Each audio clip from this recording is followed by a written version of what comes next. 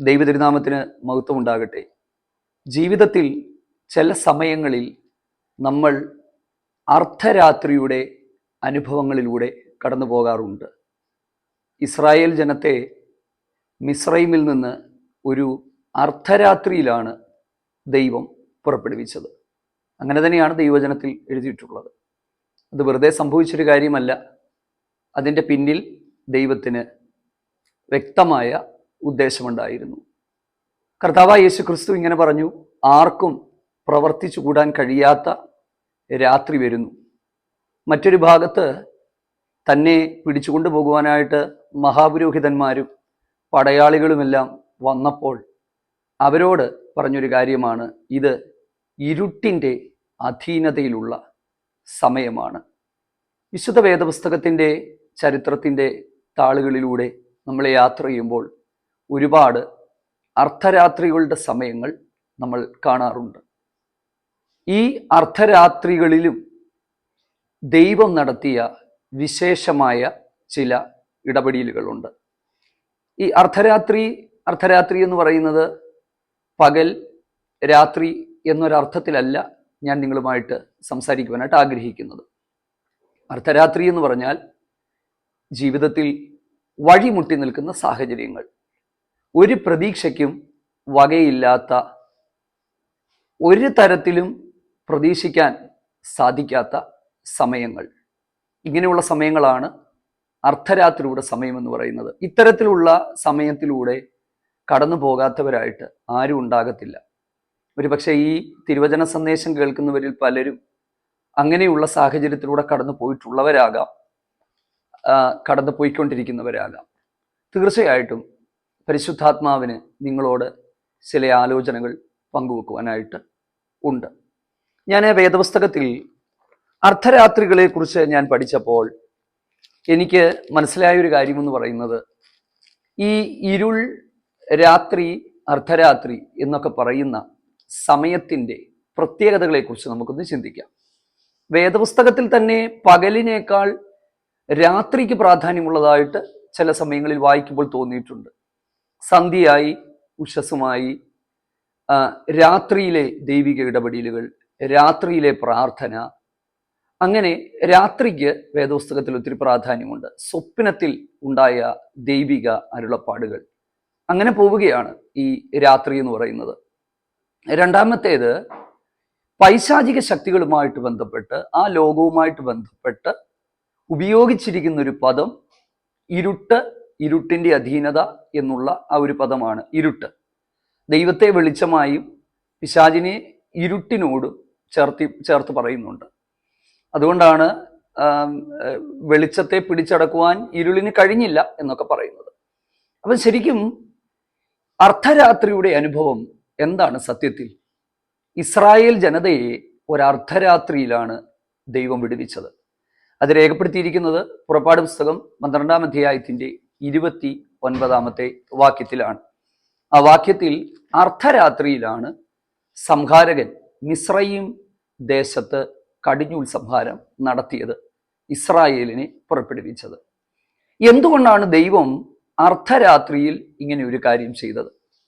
ഞാൻ ആ ഭാഗം വായിക്കുകയും ധ്യാനിക്കുകയും ഒക്കെ ചെയ്തപ്പോൾ ഭയങ്കരമായ ആത്മീക മർമ്മങ്ങൾ വചനത്തിലൂടെ എനിക്ക് ലഭിച്ചു. വേദപുസ്തകത്തിലെ ഇതര ഭാഗങ്ങളുമായിട്ട് ചേർത്ത് ചിന്തിച്ചപ്പോൾ 10 ബാധ മിസ്രൈമിൽ യഹോവയാം ദൈവം അയച്ചത് മിസ്രൈമ്യ ദൈവങ്ങളുടെ മേലുള്ള ന്യായവിധിയായിരുന്നു. ഈ രാത്രി എന്ന് പറയുന്നത് ഒരു പ്രതീക്ഷയ്ക്കും വകയില്ലാത്ത സമയമാണ്, അല്ലെങ്കിൽ ആരും ഇഷ്ടപ്പെടാത്ത സമയമാണ് രാത്രി. അതുകൊണ്ടാണല്ലോ 130-ാം സങ്കീർത്തനത്തിൻ്റെ 6-ാമത്തെ വാക്യത്തിൽ ദാവീദ് ദൈവസന്നിധിയിൽ പ്രാർത്ഥിക്കുകയാണ്, ഉഷസ്സിനായി കാത്തിരിക്കുന്നവരേക്കാൾ ഞാൻ നിനക്ക് വേണ്ടി കാത്തിരിക്കുന്നു. മലയാളം ബൈബിൾ വായിക്കുമ്പോൾ അതിൻ്റെ അർത്ഥം നമുക്ക് കൃത്യമായിട്ട് മനസ്സിലാകത്തില്ല. ഇംഗ്ലീഷ് ബൈബിളിൽ മോർ ദാൻ ദ വാച്ച്മെൻ എന്ന് പറയുന്നത് രാത്രിയിൽ കാവൽ നിൽക്കുന്ന ആളുകളാണ്. അതായത് പണ്ടത്തെ കാലത്ത് രാത്രിയിൽ കാവൽ നിൽക്കുന്ന വാച്ച് ടവറുകളിൽ അല്ലെങ്കിൽ പട്ടണങ്ങൾക്കൊക്കെ കാവൽ നിൽക്കുന്ന കാവൽക്കാരുണ്ടായിരുന്നു. അപ്പം അവരെ സംബന്ധിച്ച് രാത്രി എന്ന് പറയുന്നത് ഭയത്തിന്റെയും ഭീതിയുടെയും സമയമാണ്. ഒരു കൺപോളകൾ അടയ്ക്കാതെ മയങ്ങാതെ അവര് എന്താ പറയുന്നത്, കണ്ണുകൾ തുറന്ന് കാതുകൾ കൂർപ്പിച്ചു വെച്ച് ശത്രുക്കൾ ആരെങ്കിലും വരുന്നുണ്ടോ എന്ന് നോക്കി വളരെ പ്രയാസത്തോടു കൂടെ നിൽക്കുമ്പോൾ കാവൽക്കാരുടെ പ്രതീക്ഷ എന്ന് പറയുന്നത് നേരം വെളുക്കണമേ നേരം വെളുക്കണമേ എന്നുള്ളതാണ്. അപ്പൊ ദാവീദും പറഞ്ഞത് ഉഷസ്സിനായി കാത്തിരിക്കുന്നവരെക്കാൾ ഞാൻ അങ്ങേക്ക് വേണ്ടി കാത്തിരിക്കുന്നു. അപ്പൊ രാത്രി ആരും ഇഷ്ടപ്പെടുന്നവരല്ല, സത്യമല്ലേ? നമ്മൾ തന്നെ ചില സമയങ്ങളിൽ എന്താ പറയുന്നത്, ഈ നേരം ഒന്ന് വെളുത്തിരുന്നെങ്കിൽ നന്നായിരുന്നു, ഈ രാത്രി ഒന്ന് കഴിഞ്ഞിരുന്നെങ്കിൽ നന്നായിരുന്നു. അപ്പം ഈ രാത്രി എന്ന് പറയുന്നത് വഴിയില്ലാത്ത സമയമാണ്. പ്രതീക്ഷ നഷ്ടപ്പെട്ടിരിക്കുന്ന സമയമാണ്. ഒരു ചുവടുകൾ പോലും മുൻപോട്ട് വയ്ക്കാനായിട്ട് പറ്റാത്ത സമയമാണ്. പല സമയങ്ങളിലും നമ്മളൊക്കെ ഇത്തരത്തിലുള്ള അർദ്ധരാത്രിയുടെ അനുഭവത്തിൽ കടന്നു പോകാറുണ്ട്. പക്ഷേ പ്രിയപ്പെട്ടവരെ, സ്നേഹത്തോടെ ദൈവവചനത്തിൻ്റെ അകത്ത് നിന്ന് ഞാൻ പറയാം, അർദ്ധരാത്രിയിൽ നടന്ന ചില ദൈവിക വിടുതലുകൾ വിശുദ്ധ വേദപുസ്തകത്തിൻ്റെ അകത്ത് എഴുതിയിട്ടുണ്ട്. തൻ്റെ ജനമായ ഇസ്രായേലിനെ 430 വർഷത്തെ അവരുടെ ഈജിപ്തിലുള്ള പ്രവാസകാലം അല്ലെങ്കിൽ അവരുടെ അടിമത്വത്തിൻ്റെ കാലം കഴിഞ്ഞ് ദൈവം പുറപ്പെടുവിച്ചത് ഒരു അർദ്ധരാത്രിയിലാണ്. അല്ലെങ്കിൽ അവർക്ക് വേണ്ടിയുള്ള ആ ഒരു വിടുതലിൻ്റെ പൂർണ്ണത വെളിപ്പെട്ടു വന്നത് അർദ്ധരാത്രിയിലാണ്. എന്തുകൊണ്ടാണ് ദൈവം അർദ്ധരാത്രി തെരഞ്ഞെടുത്തത്? ഉച്ചയ്ക്ക് ചെയ്യാൻ പറ്റാഞ്ഞിട്ടോ, സന്ധ്യാസമയത്ത് ചെയ്യാൻ പറ്റാഞ്ഞിട്ടോ, രാവിലെ ചെയ്യാൻ പറ്റാഞ്ഞിട്ടോ അല്ല. ചെങ്കടലിൻ്റെ കടൽക്കരയിൽ പ്രഭാതയാമത്തിലാണ് മിസ്രൈമ്യ രഥചക്രങ്ങളുടെ ഓട്ടത്തെ യഹോവയാം ദൈവം തെറ്റിച്ചത്. യഹോവ അവരെ നോക്കി അവരുടെ രഥചക്രങ്ങളുടെ ഓട്ടത്തെ ബുദ്ധിമുട്ടി എന്നാണ്. അപ്പോൾ ദൈവത്തിന് പ്രഭാതമെന്നോ ഉച്ചയെന്നോ സന്ധ്യാസമയമെന്നോ രാത്രിയെന്നോ ഒന്നും വ്യത്യാസമില്ലെങ്കിലും അർദ്ധരാത്രിയുടെ സമയം എന്ന് പറയുന്നത് ഒരു കാരണവശാലും അവർ പുറപ്പെട്ടു വരുവാൻ സാധ്യതയില്ലാത്ത സമയമാണ്. അതായത് വിടുതലിന് യാതൊരു തരത്തിലുമുള്ള സാധ്യതകളില്ലാത്ത സമയമാണ്. മറ്റൊരർത്ഥത്തിൽ പറഞ്ഞാൽ ഇരുളിൻ്റെ ശക്തികൾ ഏറ്റവും ശക്തിയോടെ പ്രവർത്തിക്കുന്നു എന്ന് വിശ്വസിക്കപ്പെടുന്ന സമയം. സത്യമല്ലേ? പണ്ട് തൊട്ടൊക്കെയുള്ള വിശ്വാസങ്ങളാണ് ഉച്ചയ്ക്കോ ഒരു സന്ധ്യയാവുന്ന സമയത്തോ ഒന്നും ഇറങ്ങിപ്പോകാൻ ആൾക്കാർക്ക് പേടിയില്ല. പക്ഷെ രാത്രിയിൽ, അർദ്ധരാത്രിയിൽ ഒക്കെ പുറത്തു പോകുമ്പോൾ പ്രേതങ്ങളും ഭൂതങ്ങളും പിശാചുക്കളും ഒക്കെ എന്തു പറയുന്നത്, സ്വൈര്യ യാത്ര നടത്തുകയും അല്ലെങ്കിൽ അവരുടെ സമയമാണെന്ന് വിശ്വസിക്കപ്പെടുന്ന ആ സമയം.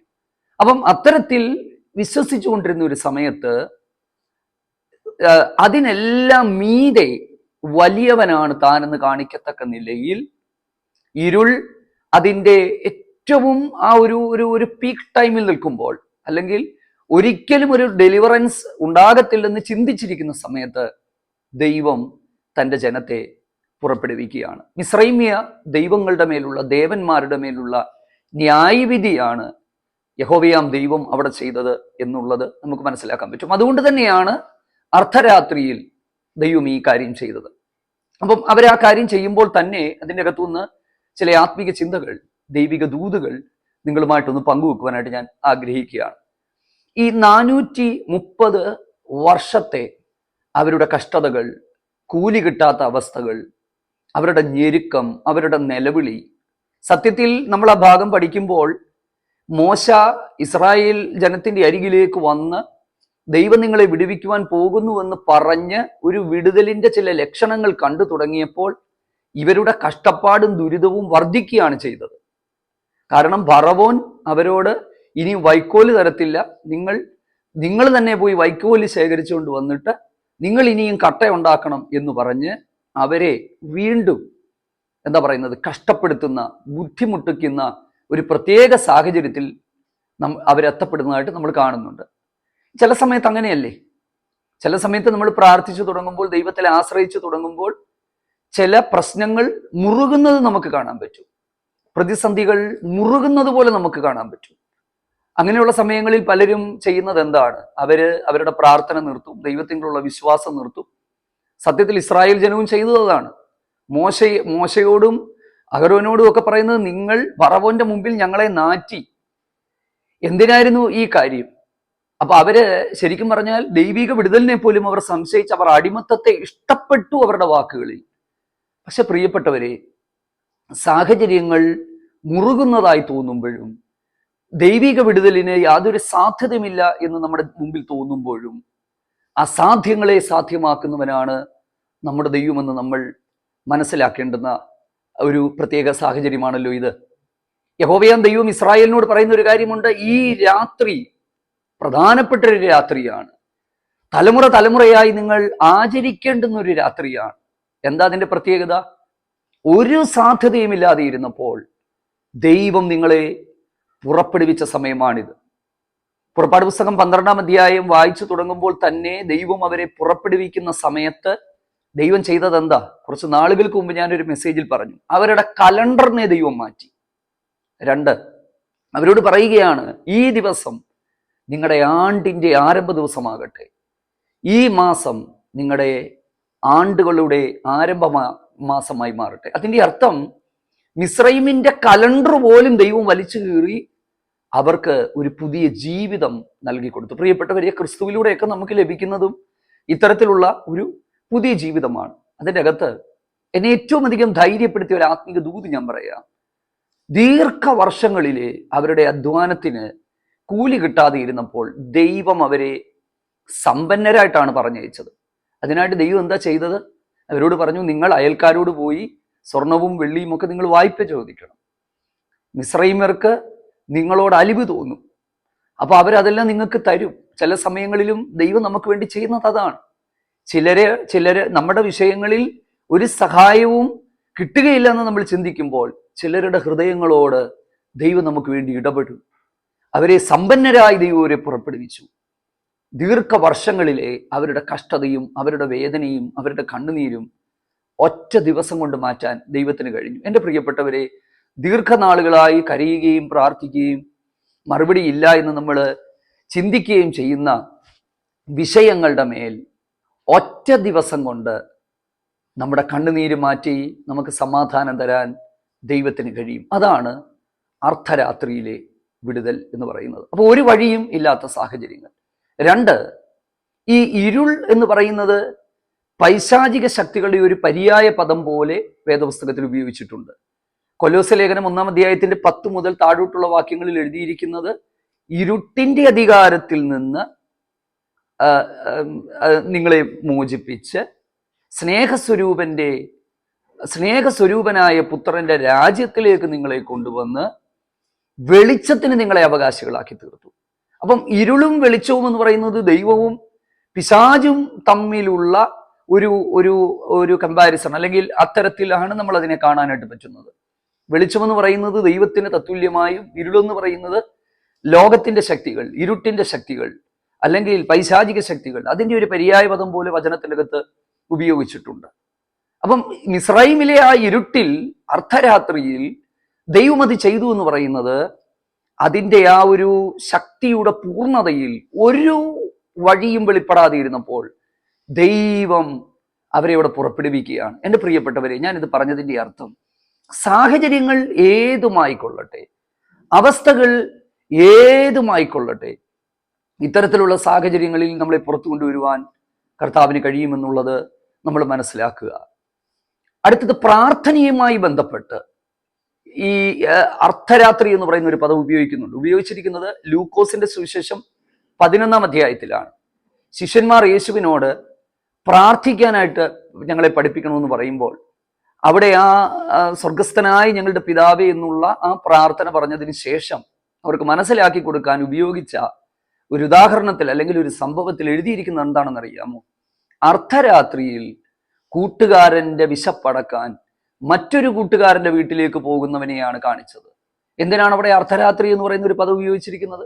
അർദ്ധരാത്രി മറുപടിയില്ലാത്ത സമയമാണ്, അർദ്ധരാത്രി പ്രതീക്ഷയില്ലാത്ത സമയമാണ്, അർദ്ധരാത്രിയിൽ ആരും സഹായിക്കാൻ വരാത്ത സമയമാണ്. പക്ഷേ പ്രാർത്ഥനയ്ക്ക് അർദ്ധരാത്രികളെ മാറ്റാനായിട്ട് കഴിയും, ഇല്ലേ?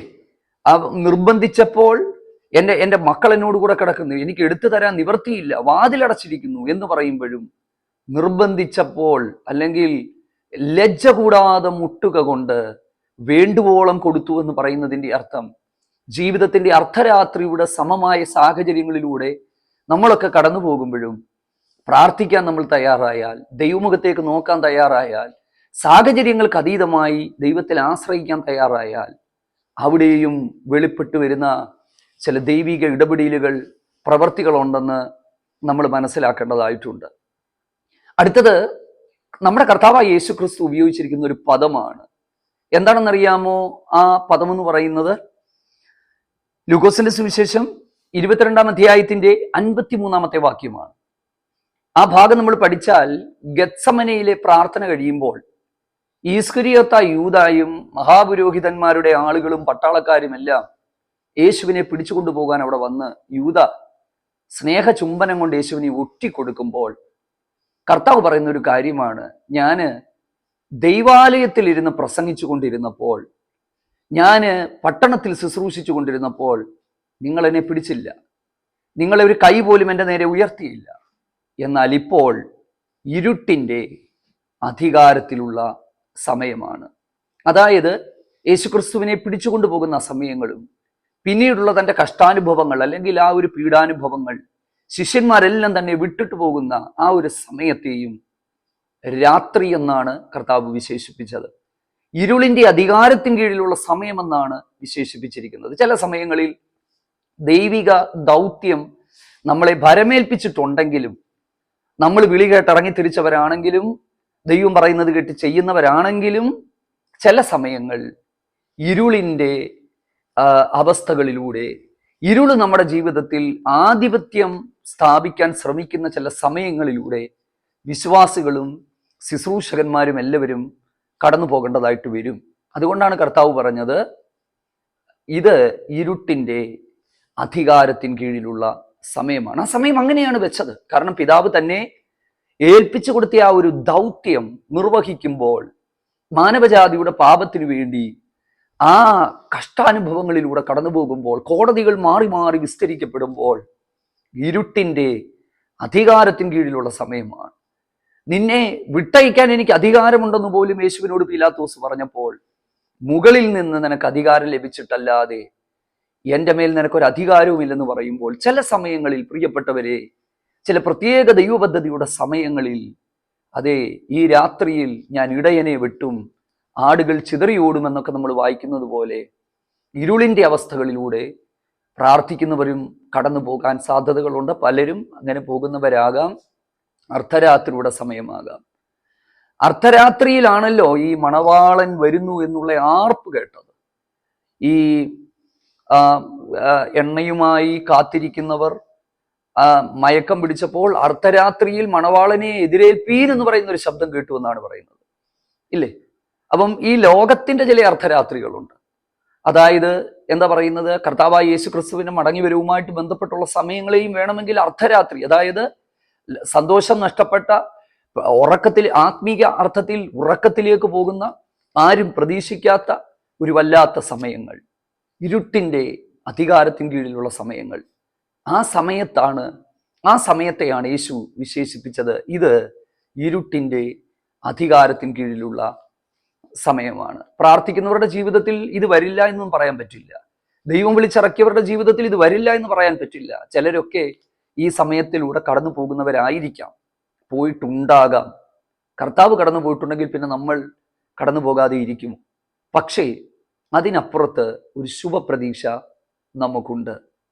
കാൽവറി എന്നും കാൽവറിയിലെ കഷ്ടങ്ങളല്ലായിരുന്നു, എന്നും അതേ കോടതികൾ മാറി മാറി വിസ്തരിക്കപ്പെടലല്ലായിരുന്നു. ആ രാത്രികൾ, ആ പീഡാനുഭവങ്ങളുടെ സമയങ്ങൾ കഴിഞ്ഞപ്പോൾ റോമൻ മുദ്ര അതെ പൊളിച്ചുകൊണ്ട്, അല്ലെങ്കിൽ കല്ലറകളെ ഭേദിച്ചുകൊണ്ട്, ദൈവത്തിന് സ്തോത്രം, നമ്മുടെ വീണ്ടെടുപ്പുകാരനായ കർത്താവ് പുറത്തു വന്നു, ഉയർത്തെഴുന്നേറ്റു എന്ന് ആ മരണപാശങ്ങളെ അവിടുന്ന് അതെ തകർത്ത് കളഞ്ഞുകൊണ്ട് അവിടുന്ന് പുറത്തു വന്നു എന്ന് പറയുമ്പോൾ ഒരു കാര്യം ഉറപ്പാണ്, അർദ്ധരാത്രിക്കപ്പുറത്ത് ഒരു വിടുതലുണ്ട്. കാവൽക്കാര രാത്രി എന്തായി എന്ന് ചോദിക്കുമ്പോൾ രാത്രി കഴിയാറായി എന്നൊക്കെ നമ്മൾ വായിക്കുന്നത് പോലെ എന്നും രാത്രിയില്ല. ഏത് ഇരുളിൻ്റെ അനുഭവങ്ങളാണ് ജീവിതത്തിൻ്റെ അകത്തെങ്കിലും ഒരുപക്ഷെ പ്രിയപ്പെട്ടവരെ, എനിക്കറിയാം ഗൾഫ് രാജ്യങ്ങളിലൊക്കെ പല പ്രിയപ്പെട്ടവരും ജോലി നഷ്ടപ്പെടുമോ, എന്തോ ആയി തീരും, എയർപോർട്ടിൽ കുടുങ്ങിക്കിടക്കുന്നു. അങ്ങനെയുള്ള ഒരുപാട് ആളുകൾ ഇരുളിന്റെ അനുഭവങ്ങളിലൂടെ കടന്നു പോകുന്നവരുണ്ട്. പക്ഷെ ഒരു കാര്യം ഉറപ്പാണ്, എന്നും ഇരുളിന് നിലനിൽക്കുവാനായിട്ട് കഴിയുകയില്ല.